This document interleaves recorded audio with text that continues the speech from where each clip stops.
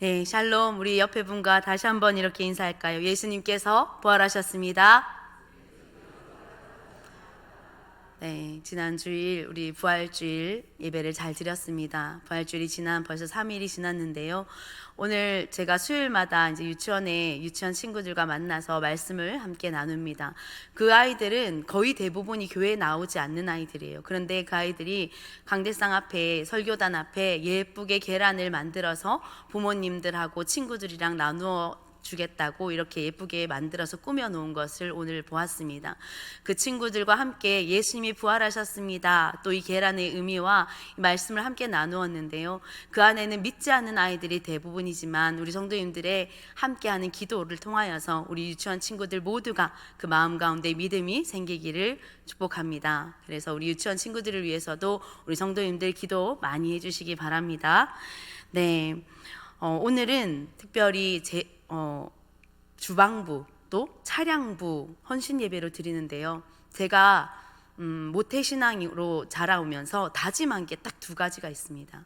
신학교 가기 전에 다짐한 건데요. 제일 첫 번째로는 어른이 되어서 결혼을 해도 절대 여전도에 들어가지 않겠다. 왜냐하면 저희 어머니가 교회를 가면 주방에서 나오질 않는 거예요. 혼자 그 작은 교회를 다녔으니까 아침 7시 꼭두 새벽부터 가서 늦게까지 식사가 다 마치고 설거지하고 이런 것까지 다 하고 와서 우리 밥은 안 챙겨주고 우리는 교회에서 밥 먹고 저녁까지 엄마를 기다리느라 우리 밥은 안 챙겨주고 엄마가 교회를 가면 주방에서 나오질 않는 거예요. 그래서 절대 나는 결혼해도 여전도에 안 들어간다. 여전도에 들어가면 다 주방에서 저렇게 일을 해야 되는구나 라고 생각했습니다. 그리고 두 번째는 내 인생에 면허는 없다. 제가 겁이 진짜 많거든요. 그래서 면허를 따지 않으려고 했어요. 차가 너무 무서워서. 그래서 제 관심사에 아예 차가 없었거든요. 사람들이 무슨 차를 타고 다니는지. 저는 버스와 택시, 저에게는 이 두 가지밖에 없습니다. 제가 고를 수 있는 것은. 그런데 제가 교회에 와서 청년부를 맡게 되면서 제가 다짐한 이 두 가지가 다 사라졌습니다. 청년들을 저희 집에 데리고 와서 거의 처음에 작년 1년 동안은 거의 청년들이 임원들 회의를 저희 집에서 계속 했거든요. 아이들이 오면 먹여야 되잖아요. 제가 요리를 계속 해야 되잖아요. 뭘 시키든 뭘 하던 정리하고 요리하고 혼자 사는데 식기도 없는데 플라스틱 그릇에 아이들 먹이느라고 그릇도 사고 숟가락 젓가락도 더 사고 이렇게 했거든요. 그러면서 내가 다짐한 것들이 하나씩 무너지고 있구나. 그리고 청년부를 맡으니까 제가 신방을 가야 되는데 맨날 택시 타고 버스 타고 이렇게 다니는 거예요. 그러니까 담임 목사님께서 빨리 면허 따라고 계속 말씀해 주셔서 제가 진짜 얼마 전에 설교 시간에 한번 얘기를 했는데 면허를 땄습니다. 면허를 따고 나니까 사람들이 어떤 차를 타고 다니는지가 눈에 들어오는 거예요. 우리 성도님들의 차를 보면서 또 주차하시는 우리 집사님들을 보면서 너무 힘들겠다. 어떻게 하면 저 방향으로 저렇게 주차를 할 수 있을까? 이런 생각을 하면서 주방부와 차량부에 제가 관심이 생기기 시작했습니다. 그런데 오늘 특별히 제가 이 헌신 예배의 말씀까지 준비하게 돼서 너무나 감사하게 말씀을 준비할 수 있었습니다. 제가 질문을 하나 드리겠습니다. 교회에서 우리는 중앙교회라는 보이는 교회에 다니고 있습니다.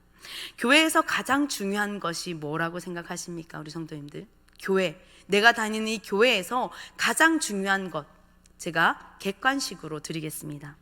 1번 예배, 2번 선교, 3번 교육, 4번 봉사, 5번째 교제. 교회에서 어떤 일을 할 때 사역이라는 말을 사용하죠. 헬라어로는 디아코노스라고 하는데 그리스도를 머리로 둔 교회의 지체들이 그리스도의 명령을 따라 움직이는 것, 이것이 바로 교회의 사역을 말합니다. 제가 앞에서 말씀드린 이 5가지는 교회의 5개의 중요 사역의 기능을 말하고 있습니다. 그러면 우리 한번 선택해 보시겠어요? 우리 성도님들은 어떤 것이 교회의 가장 중요한 기능, 사역이라고 생각하십니까? 제가 좀 더 선택하기 쉽도록 하나씩 한번 설명을 드리겠습니다. 첫 번째 예배는 하나님을 온전히 나와 하나님과의 깊은 교제의 시간을 의미하지요. 이사야서 43장 21절 말씀에 이 백성은 내가 나를 위하여 지었나니 나를 찬송하게 하려 함이니라 말씀하셨습니다. 하나님의 요구에 대한 인간의 응답으로서 교회에서는 예배가 아주 중요합니다. 교회에 나오는 이유가 뭡니까? 예배 드리러, 말씀 들으러, 찬양하러 나오는 것입니다. 그렇기 때문에 하나님의 사역, 교회에서 가장 중요한 것은 예배라고 할 수 있습니다. 두 번째, 선교입니다. 헬라어로는 케리그마라고 하는데요, 선포라는 뜻을 가집니다. 그리스도의 지상 명령이었던 이 복음 전하는 일, 교회가 해야 할 그 무엇보다 중요한 사명이 아닐 수 없습니다. 너희는 땅끝까지 이르러 내 증인이 되라. 예수님께서 지상 명령을 우리에게 내리셨습니다. 그렇기 때문에 교회에서 가장 중요한 것은 바로 복음 전하는 일, 선교입니다. 세 번째는 교육, 디다케입니다. 교회의 기능은 믿는 자들을 양육하고 인도하는 데 있습니다. 차세대 어린이나 학생들만 교육을 받는 것이 아니라 교회는 전 세대가 예수님의 참된 제자됨을 깨닫고 그 길을 갈 수 있도록 양육하고 교육해야 하는 사명이 있습니다. 네 번째는 봉사, 디아코니아죠. 섬김과 봉사의 행위를 말하고 있습니다. 예수님의 사역을 보면 항상 불쌍한 자들, 소외된 자들, 사랑이 필요한 곳에 예수님은 그곳 가운데 그들과 함께 하셨습니다. 오늘 주방부와 차량부의 헌신 예배인데요, 두 부서의 섬김이 이 디아코니아에 해당되죠. 보이지 않든 보이든 모든 자들이 섬김의 자리에 서 있습니다. 우리 모두가. 그렇다면 교회의 가장 중요한 사역은 봉사라고 말할 수 있을 것 같습니다. 이 봉사를 통해서 하나님께 기쁨이 되고, 봉사를 통해서 다른 사람에게는 또 그것들을 누릴 수 있는 기회를 주기 때문입니다. 마지막으로는 친교, 코이노니아입니다. 나눔과 교제를 의미하는데요, 초대교회 성도들이 모든 것을 공통으로 소유하며 함께 나누고 사랑했던 수평적 차원에서의 관계에서 나오는 말입니다. 코이노니아는 교회의 본질로 개인주의가 아닌 공동체적 의미로서 사랑을 함께 나누고 내가 가진 것들을 아낌없이 베풀 때에 하나님께서 주시는 그 사랑을 함께 나눈다는 뜻을 가집니다. 나에게는 사랑이 없지만 그리스도께서 주신 그 사랑을 함께 나눔으로 외로운 자들, 소외된 자들이 주님 앞에 나와 그리스도의 사랑을 알고 깨닫는 중요한 사역이 바로 이 코이노니아입니다. 주방부에서 식사를 준비합니다. 봉사를 하는 것이죠. 그것을 통해서 많은 성도들은 그 식탁의 교제를 통해서 그리스도의 사랑을 깨닫고 또 내게 베풀어 주신 그 성도들의 섬김을 깨닫게 되는 중요한 기능을 합니다. 그러면 다시 이제 묻겠습니다. 이 5가지의 교회의 사역 중에 나는 어떤 것이 교회에서 가장 중요한 사역이라고 생각하십니까? 저에게 개인적으로 묻는다면 저는 당연히 교육이라고 말하겠죠. 저는 지금도 하나님께서 제게 주신 사명이 다음 세대를 가르치고 양육하는 데 있다라고 생각하기 때문입니다. 우리 지금 청년부 친구들과 청년들과 함께 제자훈련을 하고 있는데요, 청년들에게도 이와 똑같은 질문을 하였습니다. 청년들 중에는 선교에 관심 있는 친구는 선교가 가장 중요하다고 답을 하였고, 하나님은 사랑의 하나님이기 때문에 교회는 교제가 제일 중요하다, 사랑이 없으면 교회가 아니다 라고 말하는 청년도 있었습니다. 제가 이 질문을 했던 의도는 교회에는 이 5가지의 기능 중 그 어느 것 하나도 작거나 크거나 할 수 없다라는 것입니다. 이 5개가 균형 있게 유기적으로 돌아가야지만 교회는 건강한 교회로 부흥하는 교회가 될 수 있다라는 것을 말씀드리고자 합니다. 오늘 본문은 자신이 생각한 가치관의 충돌로 인해 마음의 상처를 입은 한 여인이 나오고 있습니다. 함께 본 본문에서는 예수님께서 나사로의 집에 거했습니다. 본문의 마르다의 집에라고 말한 이 집이 바로 요한복음 11장에 나오는 예수님께서 죽은 나사로를 살리셨던 그 집, 그 베다니에 나온 그 나사로의 집입니다. 마르다는 예수님이 마을에 오셨음을 소식을 듣고 예수님을 자기의 집으로 초대하게 됩니다. 그때부터 마음이 분주해집니다. 예수님께서 우리의 집으로 오는데 내가 과연 무엇을 준비할 수 있을까? 집은 청소가 잘 되었는지, 또 먹을 것은 준비가 되었는지, 시장은 봤는지, 여러 가지 마음이 분주하고 숨이 헐떡여질 만큼 여기 갔다 저기 갔다 움직입니다. 여러분들도 오늘 당장 귀한 손님이 집에 온다고 생각해 봅시다. 그러면 몸이 분주해지지 않겠습니까? 저도 우리 청년들이 집에 오면 그래도 청년들이 편해도 집도 청소하고 먹을 것도 미리 마련해 두고 이렇게 하거든요. 만약에 여러분 갑자기 우리 담임 목사님께서 집을 지나시다가 전화를 하시는 겁니다. 우리 성도님 집에. 내가 여기 지나는 길에 잠깐 차를 마시러 갈 건데 가도 되겠지요? 하고 전화하면 우리 성도님들 뭐라고 대답하시겠습니까? 안 됩니다 할 수는 없겠지요, 그렇죠? 그때부터 마음이 분주해지고 집은 잘 치워졌는지 막 이렇게 막 분주해지겠죠. 먹을 것은 있는지 없는지 냉장고를 열었다 닫았다 할 것입니다. 예를 든 것이지 담임 목사님께서 절대 이런 일을 하시지 않습니다. 마음 놓으시기 바랍니다. 마르다는 이스라엘 사람입니다. 이스라엘 사람에게는 나그네를 환대해야 한다는 율법 정신이 담겨 있습니다. 그런데 이 나그네가 아닌 바로 주님, 예수님입니다. 그 예수님께서 우리의 집에 옵니다. 마리아는 더 없이 큰 환대를 하고자 했습니다. 좋은 것, 귀한 것으로 예수님께 대접하고 싶었습니다. 그래서 집에서 있는 것 없는 것 다 꺼내서 준비하고자 합니다. 그런데 그때 옆에 보니까 기가 찬 장면을 보게 됩니다. 바로 동생 마리아를 보게 되는 것이죠.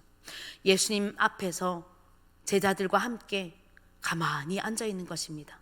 성경에는 마리아의 성격과 마르다의 성격이 구체적으로 나오지 않지만 이 두 여인을 비교해 봤을 때 우리는 마르다는 이러한 성격을 가졌을 거야, 마리아는 이러한 사람일 거야 라는 것을 우리는 짐작할 수 있습니다. 마리아는 약간 소극적인 성격이었던 것 같습니다. 그래서 언니에 비해서 조금 조용하고 내가 할 수 있는 것들을 조용히 하는 그런 성격이었던 것 같아요. 그래서 주방에서 움직이기보다는 그냥 그 자리에 앉아서 예수님을 쳐다보면서 예수님이 하는 이야기를 듣고 있는 것이 좋았던 것 같습니다. 그래서 그 자리에 앉아 있는 것입니다. 이 둘의 모습에서 누가 잘했고 누가 잘못했다라는 것은 없습니다.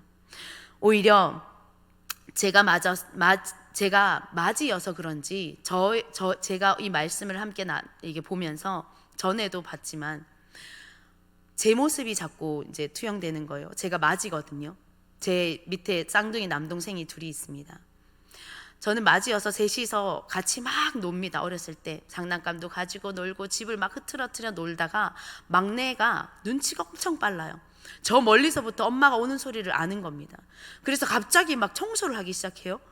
그리고 엄마가 왔을 때 더 큰 소리, 엄마가 요 가까이 왔다는 소식을 약간 소리가 들리며 자 우리 청소하자 누나 하면서 더 크게 막 얘기를 하는 겁니다. 엄마가 툭 들어오면서 그 소리를 들으니까 아이고 우리 대섭이 엄마 도와주려고 청소했구나 하고 동생을 칭찬하는 거예요. 너희는 뭐 했어? 하면서 저희는 오히려 혼이 날 때도 있습니다. 또 저는 엄청 묵뚝뚝한 성격입니다. 애교가 없죠. 그래서 동생하고 부모님한테 뭔가 잘 보이려고 칭찬받을 일을 해요. 그러면 부모님이 딱 들어와서 이거 누가 했어? 하면 저는 우리 같이 했어요 말을 하지 못하고 가만히 있어요. 그러면 막내가 가가지고 애교를 부리면서 엄마 제가 누나랑 같이 또 형아랑 같이 했어요 하고 말하면 엄마는 또 동생을 엄청 칭찬해 줍니다. 그러면 제 마음에 동생이 미운 마음이, 얄미운 마음이 자꾸 찾아옵니다. 오늘 마르다의 모습에 제 모습이 투영되었습니다. 마르다가 오늘 마리아를 보니까 화가 난 것 같아요. 나는 이렇게 숨이 헐떡여질 정도로 바쁘고 분주한데 쟤는 지금 뭐 하는 거지? 누구는 저기 앉아있지 못해서 나는 지금 이렇게 움직이는 줄 아나? 하고 생각했던 것 같습니다. 그래서 예수님께 얘기하죠. 예수님께 뭐라고 말합니까? 뭐라고 하고 있습니까? 예수님, 내가 지금 이렇게 바쁜데 내 동생을 뭐라고 좀 해주세요. 같이 일을 도우라고 얘기 좀 해주세요라고 말하고 있습니다. 그러자 예수님은 41절 말씀에 마르다야 내가 많은 일로 염려하고 근심하나 몇 가지만 하든지 혹은 한 가지만이라도 족하다라고 말씀하십니다. 우리 식당에 이게 식당 봉사를 식당 주방조만 하는 게 아니잖아요. 온 성도님들이 다 돌아가면서 식당 봉사를 하잖아요. 그때 식당 봉사 이제 하시는 걸 저도 몇 번 이렇게 지나가다가 봅니다. 그러면 진짜 너무 힘드시겠다라고 생각이 듭니다. 그럴 때 어떤 성도님들이 허리도 못 펴고 막 일을 하고 있다가 어떤 성도님이 오늘 반찬 뭐예요? 라고 묻는 거예요. 야, 오늘은 콩나물입니다 하는데 그 지나가면서 나 콩나물 싫어하는데 말하면 여러분 기분이 어떻겠어요? 얄밉지 않겠어요? 나 멸치 싫은데 라고 말하면 얼마나 얄밉겠습니까? 주차봉사를 여름에 땀을 뻘뻘 흘리면서 주차봉사를 하는데 어떤 성도님이 예배 늦었다고 키를 주면서 대신 주차 좀 해주세요 하고 달려가면 내가 발렛도 아니고 이거 지금 무슨 일인가 하지 않겠습니까? 내가 하고 있는 일, 내가 하는 일 마르다가 지금 잘못한 것은 지금까지는 없습니다. 예수님을 향하여서 너무나 환대하고 싶은 그 마음, 예수님을 소중히 여기고 예수님께 잘 대접하고 싶은 그 마음이 너무나 귀하고 좋은 마음입니다.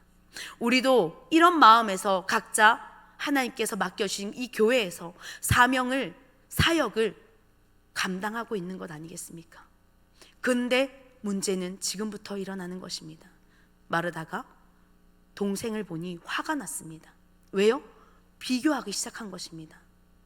나는 이렇게 힘든데 얘는 왜 이러고 있지? 나는 이렇게 일하는데 쟤는 왜 앉아서 먹고만 있지? 나는 이렇게 땀을 뻘뻘 흘리면서 밖에서 주차 봉사하고 또 방송실에서 보이지 않는 곳에서 이렇게 일하고 아동부 친구들을 가르치고 이렇게 하는데 왜 다른 사람들은 나를 몰라주지? 사람과 비교하고 내가 하는 일을 알아주지 않는 것에 대한 분노가 일어난 것입니다. 그래서 예수님께 이런 말을 하고 예수님은 마르다야 마르다야 너가 지금 염려하고 근심하고 있다라고 말하고 있는 것입니다. 우리가 주의 일을 한다는 것은 감사와 기쁨으로 행해야 한다는 것을 우리는 이미 알고 있습니다. 교회의 중요한 5가지 기능이라 말하는 예배, 선교, 교육, 봉사, 교제, 이 기능을 잘하여 건강한 교회로 또 부흥하는 교회가 되기 위해서는 이 모든 것을 누가 받느냐, 누구를 위해 이것을 하느냐를 우리는 잘 인식하고 있어야 됩니다.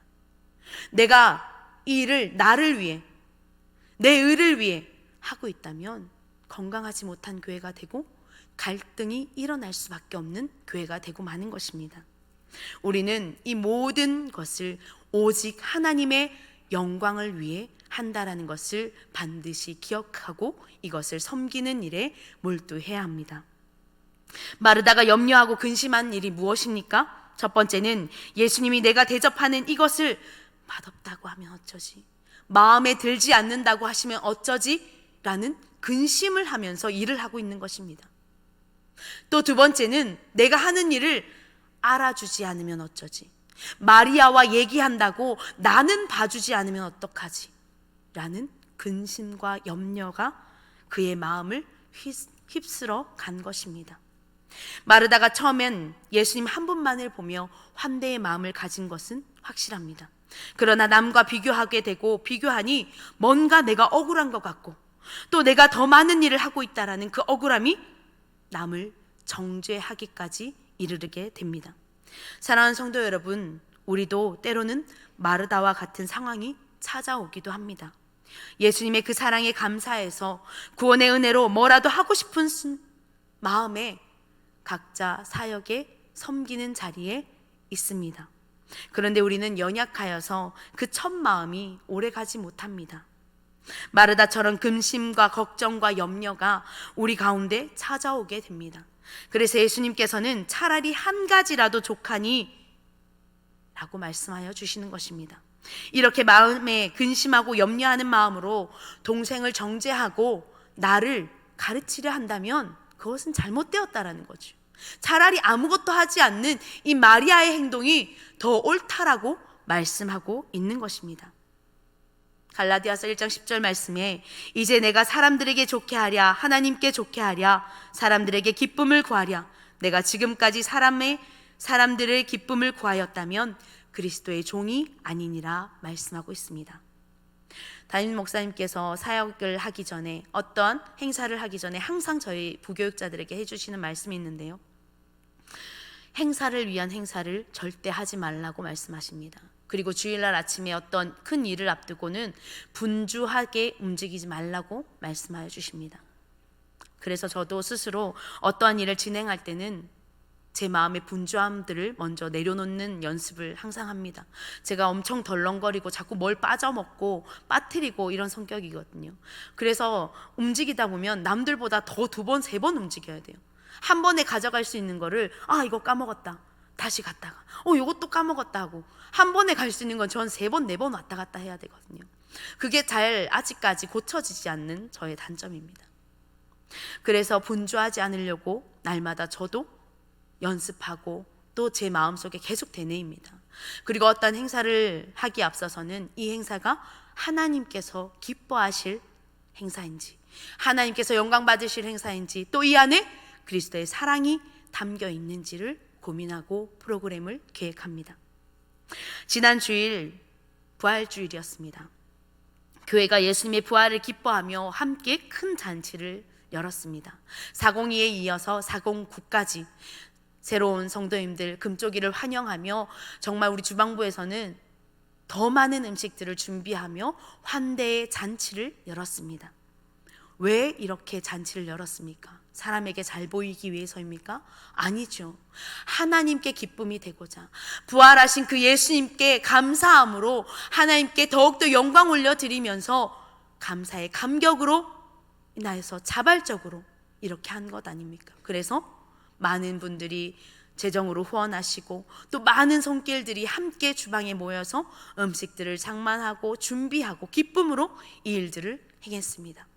이것을 통하여서 교회는 함께 식탁의 교제를 나누며 그 안에 사랑이 넘쳐났습니다. 부활주일 특히 많은 성도님들이 오죠. 평소에 나오지 못한 성도님들도 부활주일에는 많이 나옵니다. 지난주 우리 청년부도 60명 가까운 청년들이 나왔습니다. 그 가운데 3명의 새가족으로 온 청년들도 있었습니다. 많이 왔다는 것은 그만큼 주차장이 꽉 찼다는 것입니다. 그런데 단 한 명도 불평에 불만이 나오지 않았다는 것은 주차부가 그만큼 일찍 나와서 섬김의 자리에 최선을 다하였다는 것을 증명하는 것입니다. 그것을 통해서 많은 이들이 편리하게 들어오고 나가고 하는 것들을 원활하게 할 수 있었습니다. 차량부에서 섬기는 분들이 어떠한 것을 바라고 저 정도는 무슨 차를 타는지 구경하라고 그 차량부에 섬기겠습니까? 아니잖아요. 하나님께 감사함으로 내가 할 수 있는 거 뭐라도 해야 되겠다. 그래서 그 차량부에 섬기고 그 자리에 있는 것 아닙니까? 비가 오나 눈이 오나 더우나 추우나 그 자리를 섬기고, 우리 모두가 마찬가지입니다. 보이든 안 보이든 우리는 하나님께서 주신 사명을 감당하기 위해서 각자의 맞는 달란트에 맞게 그 사역의 자리에 있는 줄 믿습니다. 무엇을 위해서요? 하나님의 영광을 위해서, 하나님의 기뻐하심을 바라며 그 자리에 우리는 서 있는 줄 믿습니다. 마르다는 그것을 깨닫지 못했습니다. 마르다는 초심을 잃은 것입니다. 일에 매몰되어서 내가 무엇 때문에 이 일을 했는지, 내가 왜 예수님을 우리 집으로 초대했는지 그 초심을 잃은 거예요.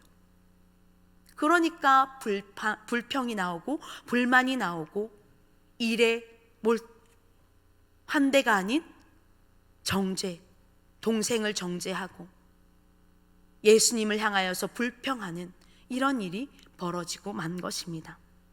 마지막 절에 예수님께서는 마리아는 이 좋은 편을 택했다 말씀합니다. 마리아는 스스로 자신의 연약함을 알았던 것 같습니다. 이 일 저 일 하여 다 놓치기보다는 자신이 중요하다고 생각하는 것에 초점을 두고 그 자리에 있었습니다. 그때 마리아의 눈에 언니의 움직임이 보이지 않았을까요? 마리아도 눈이 있는데 왜 언니가 움직이는 게 보이지 않았겠습니까? 자신의 입장에서, 마리아의 입장에서 마르다를 본다면 왜 사람 불편하게 저렇게 움직이나? 예수님이 뭘 그렇게 먹는다고? 그냥 좀 앉아서 좀 같이 있지. 정신 사납게 왜 저래? 마리아의 입장에 마르다를 보면 이런 생각이 들었을 것 같습니다. 그런데 마리아는 말하지 않죠. 그냥 그 자리에 예수님께 자기가 할 수 있는 일들을 할 뿐입니다. 그래서 예수님은 마리아는 그것을 빼앗기지 않으리라 말씀하고 있는 것입니다.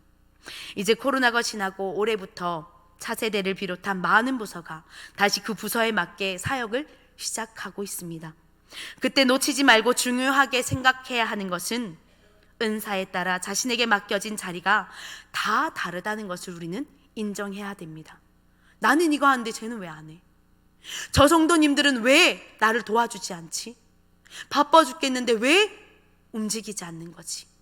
이러한 마음조차도 하나님이 주신 마음이 아닌 사단이 개입하는 안 좋은 마음이라는 것을 우리는 늘 명심하고, 내가 하나님께 집중하여서 내가 하나님께 영광 올려드리기 위해서 이 사역을 감당한다는 것을 잊지 않아야 우리 마음이 흔들리지 않고 유혹에 넘어가지 않고 교회는 건강한 교회가 될 수 있는 줄 믿습니다. 주 앞에 모두가 잘했다 칭찬받는 교회가 되기 위해서는 이 5가지의 교회의 모든 사역이 함께 균형 있게, 그 어느 하나가 더 크고 더 중요하다가 아니라 이 5가지의 교회의 사역들이 잘 균형 있게 밸런스가 맞게 유기적으로 움직일 때 교회는 진정한 건강한 교회가 되는 것이고, 모두가 그 자리에 하나님께 주신 그 은사에 따라 감당할 때 하나님께서 기뻐하시는 교회가 되는 줄 믿습니다. 그리고 우리 교회 안에서뿐만 아니라 우리 교회 밖에까지, 우리 교회 슬로건이 뭡니까? 여기 적혀 있죠. 교회 지역을 살리고 지역을 살리는 귀한 교회가 되는 줄 믿습니다. 네, 이제 6월부터 우리 지역교회를 살리는 일에 더 힘쓸 텐데 각자 맡은 바 자리에서 최선을 다하여서 함께 움직이는 우리 귀한 성도님들 한 분 한 분 되기를 축복합니다. 함께 기도하겠습니다.